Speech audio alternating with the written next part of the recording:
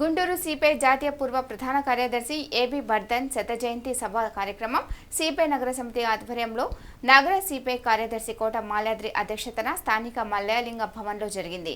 ముందుగా బర్ధన్ చిత్రపటానికి సిపిఐ జిల్లా కార్యదర్శి జంగాల అజయ్ కుమార్, ఏఐటియుసి రాష్ట్ర గౌరవ అధ్యక్షులు వి రాధాకృష్ణమూర్తి పూలమాలలు వేసి నివాళులర్పించారు. ఏఐటియుసి జిల్లా ప్రధాన కార్యదర్శి మేడ హనుమంతరావు, నగర గౌరవ అధ్యక్షులు జి సురేష్ బాబు, నగర కార్యదర్శి రావుల అంజిబాబు, సిపిఐ నగర కార్యదర్శి సభ్యులు మంగ శ్రీనివాస్, ప్రజా సంఘాల నాయకులు తదితరులు పాల్గొని నివాళులర్పించారు.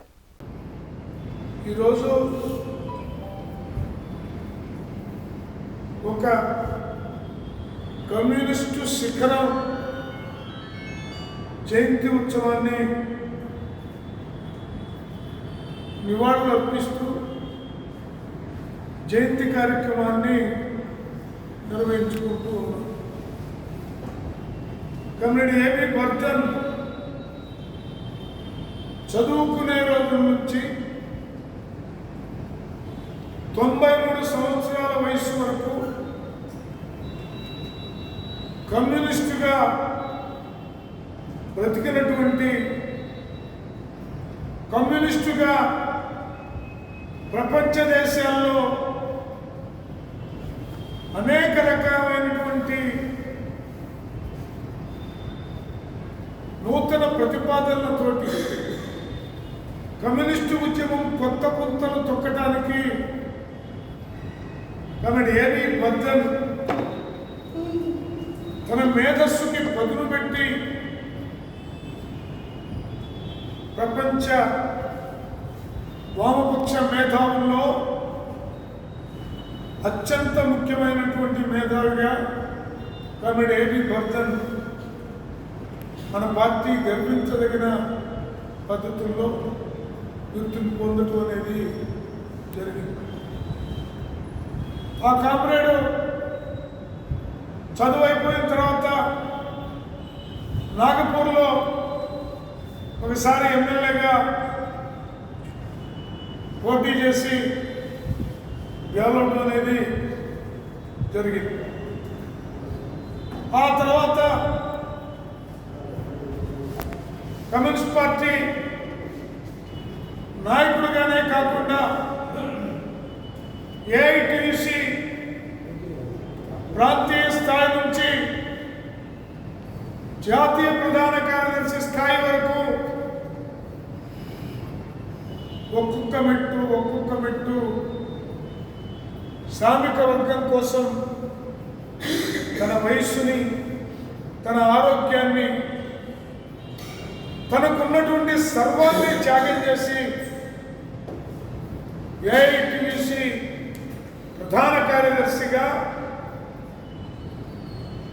అనేక పర్యాయాలు పనిచేయటం అనేది జరిగింది. సిపిఐకి ఆయన బ్రతికున్నంత కాలం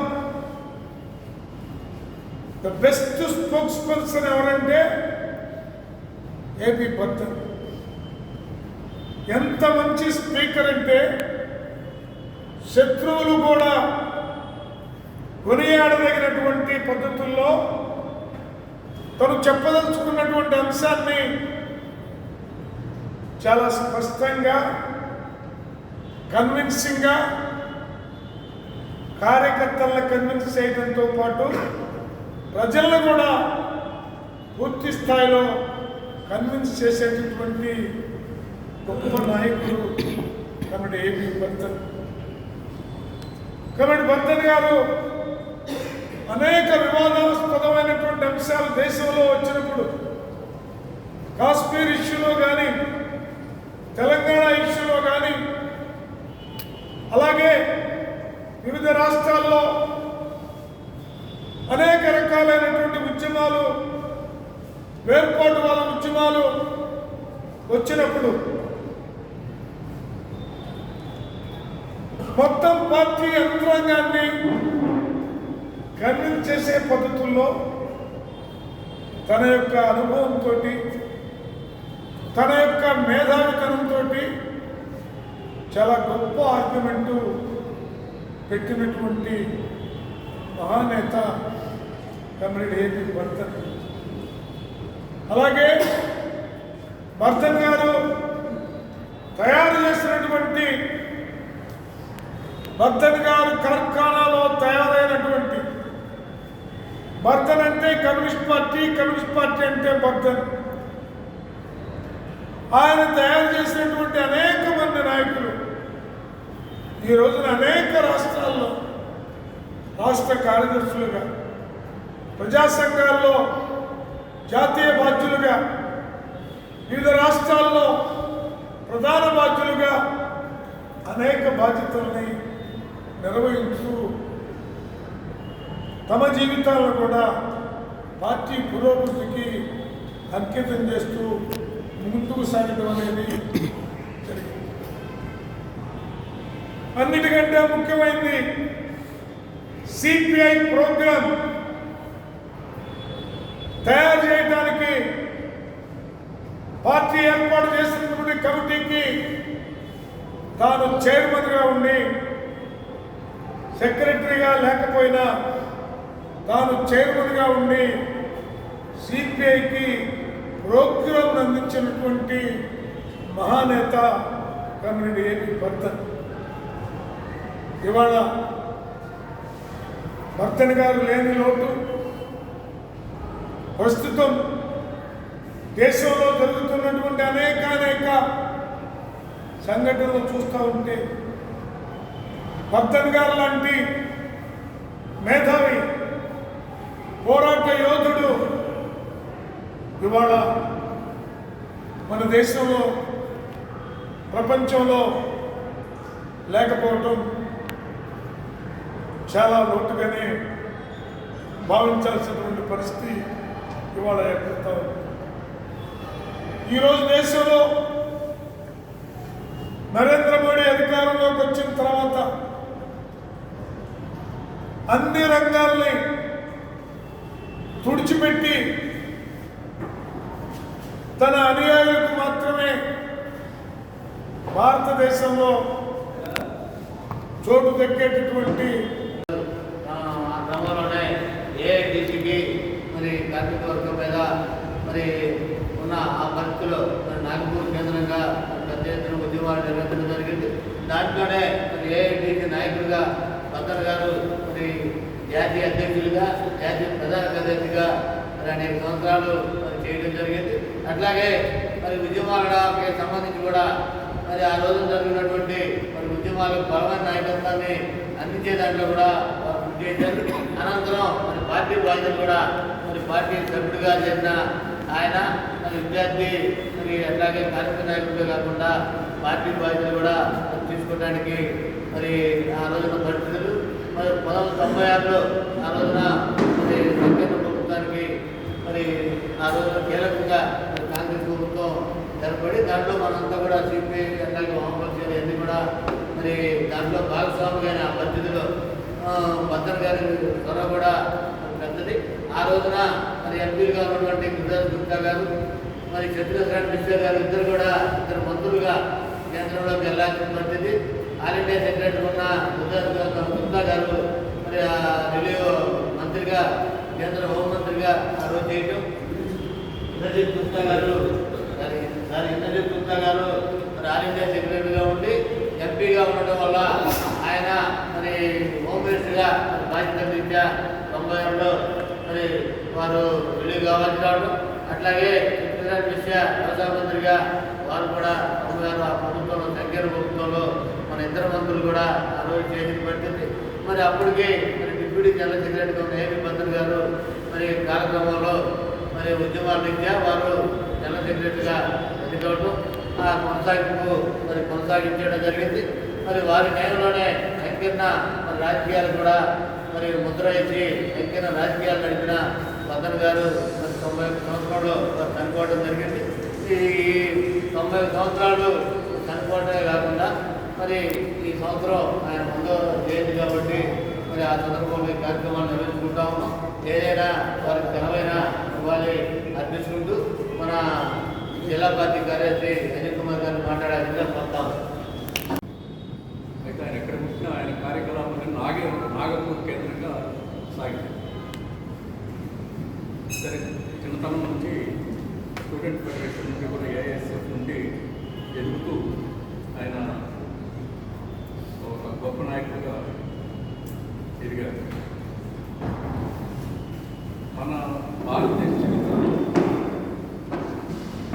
జాతీయ స్థాయి కార్మిక సంఘానికి ప్రధాన కార్యదర్శిగా, అలాగే కమ్యూనిస్ట్ పార్టీకి ప్రధాన కార్యదర్శిగా పనిచేసినటువంటి చరిత్ర ఏ ప్రధాన కార్యదర్శి లేదు. ఇంద్రజిత్ గుప్తా చేశారు, ఏఐటీసీ ప్రధాన కార్యదర్శి చేశారు, పార్టీ ప్రధాన కార్యదర్శి చేశారు. బర్ధన్ ఏఐటీసీ ప్రధాన కార్యదర్శి చేశారు, పార్టీ ప్రధాన కార్యదర్శి చేశారు. ఇతర పార్టీలో అటువంటి పరిస్థితి లేదు. ఒక గొప్ప నాయకుడు ఆయన 57 నుంచి 62 దాకా నాగపూర్ నుంచి శాసనసభ్యులుగా ఇండిపెండెంట్ అభ్యర్థిగా ఎన్నికయ్యారు. ఆ తర్వాత అనేక కారణాల వల్ల ఇండిపెండెంట్గా పూర్తి చేసిన కమ్యూనిస్ట్ పార్టీకి ఆయన పనిచేశారు. ఆయన గురించి చెప్పుకోవాలనుకుంటే 96 నుంచి ఆయన 96 ముందు కార్మిక సంఘాల్లో పనిచేస్తారు. మీ అందరికీ తెలుసు,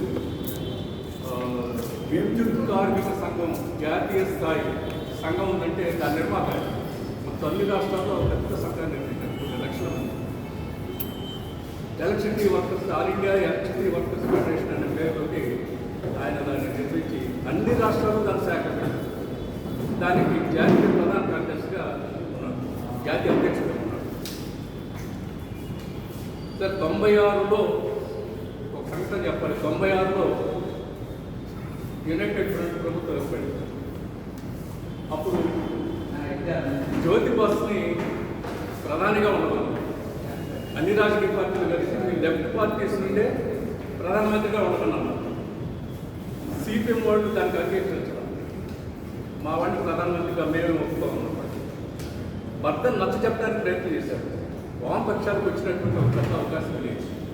ఈ అవకాశాన్ని దారివిచ్చుకోవద్దు. దేశ రాజకీయాల గతిని మార్చాలంటే మన చేతుల్లో అధికారం ఉంటే బీజేపీ, ఆర్ఎస్ఎస్ లాంటి పార్టీలని, సంస్థల్ని మనం ఎంతో కొంత అజమాయిషి చేయవచ్చు అనేటువంటి నచ్చ చెప్పే ప్రయత్నం చేశారు వాళ్ళ పార్టీ. వాడు విన్నా. అయితే ఆ తర్వాత వాడే చెప్పారు, మేము ఒక మంచి అవకాశాన్ని పోగొట్టుకున్నాం. అది వేరే సంకీర్ణ రాజకీయాలు, కాంగ్రెస్కు వ్యతిరేకంగా, బీజేపీకి వ్యతిరేకంగా ఒక దశలో రెండు పార్టీలకు వ్యతిరేకంగా ఒక ఫ్రంట్ని అభివృద్ధి చేయాలని చెప్పి ఆయన తీవ్ర ప్రయత్నం చేశారు.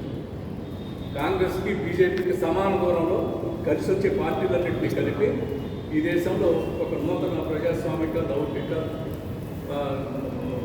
ప్రభుత్వాన్ని ఏర్పాటు చేయడం అవసరమని చెప్పి ఆయన భావించారు. దానికోసం కృషి చేశాడు. అలాగే అన్ని రాజకీయ పార్టీ నాయకులతో గొప్ప సంబంధాలు ఉంటాయి. రాజకీయ అభిప్రాయాలు వేరైనా అన్ని రాజకీయ పార్టీలకు సంబంధించినటువంటి ప్రధాన కార్యదర్శులతోటి పార్టీ ఏ పార్టీ అయినా ఆ సంబంధాలు మెయింటైన్ చేశారు. అందరూ ఆయన గౌరవించేవారు. అన్ని పార్టీల నాయకులు ఆయన గౌరవించేవారు. అటువంటి కమ్యూనిస్ట్ పార్టీ నాయకులు చాలా మనకి వయసులో పెద్దవాడైనప్పటికీ కొద్ది కాలం ఉంటే బాగుండేది అనుకునేవాడు. ఆ సంకీర్ణ రాజకీయాలు నిజంగా ఆ రోజుల్లో కానీ ఆయన చెప్పినటువంటి అభివృద్ధి జరుగుతుంటే ఇవాళ బీజేపీ, ఆర్ఎస్ఎస్ ఇందాక అజయ్ కుమార్ చెప్పాడు, ఆ రాజకీయ పార్టీలు బీజేపీ, ఆర్ఎస్ఎస్ యొక్క ప్రమాదం ఎంత తీవ్రంగా ఉందో, దేశం ముందు ఎంత దేశాన్ని నల్లకల్లోలం చేస్తున్న వాటి విధానాలు మన ముందు మనం రోజు చూస్తాం. వాటిని నివారించడానికి సాధ్యపడింది. గొప్ప జ్ఞాని ఆయన. సంస్కృతం చదువుకున్నాడు, వేదాలు చదివాడు. గాంగే శిష్యరికంలో వేదాలు చదివి భారతదేశ పరిస్థితులకు మార్క్సిజాన్ని ఎట్లా అన్వయించేయాలి, కమ్యూనిస్టు సిద్ధాంతాన్ని ఎట్లా అన్వయింపజేయాలి, ఎట్లా దీన్ని ఈ భారతదేశ స్థితిలో అమలు జరపాలనే దాని మీద చాలా పెద్ద కృషి చేశారు. చాలా పుస్తకాలు రాశారు. సంస్కృతంలో సమాధానం చెప్పాడు. చాలా గొప్ప స్పీకర్, మంచి స్పీకర్. ఇటీవల కాలంలో ఆయన మాట్లాడిన హిందీలో మాట్లాడినటువంటి ఒక స్పీచ్ వైరల్ అయింది. కొన్ని లక్షల మంది బీహార్లో పాటలో కొన్ని లక్షల మంది ఈ ఆర్ఎస్ఎస్, బీజేపీలకు వ్యతిరేకంగా ఒక పెద్ద బహిరంగ సభ పెడితే ఆ బహిరంగ సభలో ఆయన మాట్లాడారు. ఆ బహిరంగ సభలో ఎంత గొప్పగా ఆయన ప్రజెంట్ చేశారంటే ఇవాళ ఏం జరుగుతుంది ఈ ప్రమాదాన్ని ఆయన ఆ రోజే చెప్పాడు. ఆర్ఎస్ఎస్ బీజేపీలో అధికారంలో రావడంతో జరిగితే ఇంకేం మిగిలిన చేస్తుంది ప్రజాస్వామ్యం ఉండదు, లేదా లౌకికవాదం ఉండదు, మతపరమైనటువంటి స్వేచ్ఛ ఉండదు, భావకట్న స్వేచ్ఛ ఉండదు, ఏమి మిగలదని చెప్పి ఆ రోజు ఆయన చెప్పినటువంటి ఉపన్యాసాలు ఇవాళ వింటే మనకి చాలా గొప్పగా అనిపిస్తుంది, ఊహించాడు. అలాగే చాలా మంచి పుస్తకాలు రాశారు, అనేక వ్యాసాలు రాశారు. ఆయన పుస్తకాలు ఇప్పటికీ చాలా విలువైన పుస్తకాలు ఉన్నాయి. భారతదేశంలో ఏఐటీసీకి మిగతా సంఘాలకి తేడా ఏంటి చాలా బాగా రాశారు. అలాగే కమ్యూనిస్టు పార్టీ ఏంటి, ఏఐటీసీ ఏంటి, ఈ రెంటి మధ్య సంబంధాలు ఏంటి చాలా గుర్తొస్తాయి. అలాగే భారతదేశంలో పెట్టుబడిదారి అభివృద్ధి ఎలా జరిగింది అనే దాంట్లో రాశారు. కార్పొరేట్ కంపెనీలు ఎలా అభివృద్ధి చెందుతున్నాయి, వాళ్ళ లాభాల కోసం ఏం చేస్తున్నారు, జనాన్ని ఎట్లా పీడిస్తున్నారు, శ్రమ దోపిడీ ఎట్లా చేస్తున్నారు అనేటువంటి దాన్ని పుస్తకాలు రాశారు. కార్మికుడికి వర్గ స్వభావం పెరగాలి, వర్గ చైతన్యం పెరగాలి అనే దాని మీద అనేక వ్యాసాలు పుస్తకాలు రాశారు. అంటే అదంతా ఒక పెద్ద సంపద, జ్ఞాన సంపద, మన పార్టీకి అందించినటువంటి జ్ఞాన సంపద. అటువంటి కామ్రేడ్ మరి మనకి ఆయన స్మరించుకుంటున్నాం ఈరోజు. జన్మించి 100 సంవత్సరాలు 1924 సెప్టెంబర్ 25న జన్మించాడు. సరే 26 మనం పడబెట్టుకున్నాం. ఆయన మనం